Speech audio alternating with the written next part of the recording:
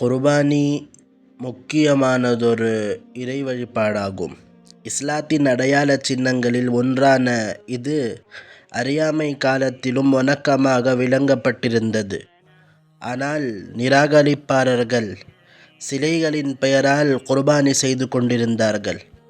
இஸ்லாத்தில் தொழுகை, நோன்பை போன்று குர்பானியையும் அல்லாஹ் அல்லாதவருக்காக செய்வது ஹராமாகும். குர்ஆனிலே அல்லாஹ் சொல்லுவான், நீங்கள் உங்கள் இறைவனை தொழுது குர்பானி கொடுத்து வாருங்கள்.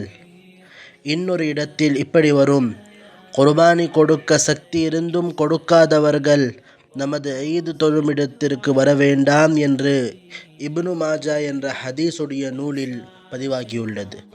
நபி ஸல்லல்லாஹு அலைஹி வஸல்லம் அவர்கள் மதீனாவில் வாழ்ந்த 10 வருட காலங்களும் தொடர்ந்து குர்பானி கொடுத்து வந்துள்ளார்கள் என்பதிலிருந்து குர்பானியின் முக்கியத்துவத்தை நாங்கள் அறியலாம். குர்பானி கொடுப்பதென்பது ஷாயிருல்லாஹ் என்ற இறை சின்னங்களில் ஒன்றாக இருப்பதால் காஃபிர்களின் அச்சுறுத்தல் போன்ற எந்த காரணத்திற்காகவும் இதனை விடுவது கூடாது.